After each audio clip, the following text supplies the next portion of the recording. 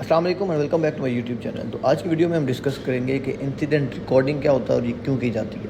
جب بھی کوئی ورک ریلیٹڈ انسیڈنٹ رپورٹ ہوگا، اس کی پراپر انسیڈنٹ انویسٹیگیشن کے بعد اس کو ہم نے ریکارڈ کرنا ہے۔ اب ریکارڈنگ کا پروسیجر ڈفرینٹ کمپنیز میں ڈفرینٹ ہو سکتا ہے۔ کہیں پہ ریٹن رپورٹ سبمٹ کی جائے گی، کہیں پہ انٹرنل انویسٹیگیشن رپورٹ کے اندر اس کو فارم کیا جائے گا، کہیں پہ اس کو سافٹ کاپی میں ریکارڈ کیا جائے گا۔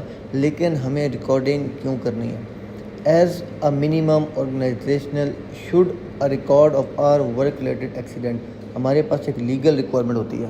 ہمارے پاس جو ایکسیڈنٹ ایکشن رجسٹر تھا، ایکسیڈنٹ کتنے ہوئے، اس کے اگینسٹ ریکمینڈڈ ایکشن کیا تھے، تو ATR ہم نے مینٹین کرنا ہوتا ہے۔ ATR میں ہمارے پاس رسپانسبل پارٹی کیا تھی، کیا ڈیڈ لائن تھی، ٹارگیٹ ڈیٹ کیا تھی، کس ڈیٹ کو ہم نے اس کا ایکشن کلوز کیا، وہ تمام ریکارڈ دینا ہوتا ہے۔ دوسرا لیسن لرننگ، جب ہم نے کوئی بھی نیا HSE پلان ریفارم کرنا ہے، ہم نے کوئی بھی FRA JSA ہم نے ڈیفائن کرنی ہے، ہم نے کریٹ کرنی ہے یا موڈیفائی کرنی ہے، تو اس کو ریفر بیک کرنے کے لیے اپنے لیگنگ انڈیکیٹر میں سے ہم اس ریکارڈڈ ایکسیڈنٹ یا انسیڈنٹ رپورٹ سے فیوریبل انفارمیشن لے سکتے ہیں۔ اس کے علاوہ لیسن لرننگ شیئر کرنے کے لیے ہم نے اپنے انسیڈنٹ رپورٹ کو ریکارڈ کر کے پبلش کرنا ہے۔ ود ان کمپنی بھی ہو سکتا ہے اور بینچ مارک میں بھی ہو سکتا ہے، تاکہ سیم جو ایونٹ ہے، سیم ٹائپ آف ایمرجنسی یا ایکسیڈنٹ ری اکرنس سے بچایا جا سکے تمام فورسیبل نیکسٹ لوکیشنز پر۔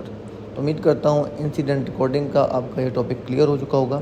نیکسٹ ویڈیو کے لیے چینل کو سبسکرائب کرنا اور بیل آئکن دبانا نہ بھولیے گا۔ آپ کے وقت دینے کا بہت شکریہ۔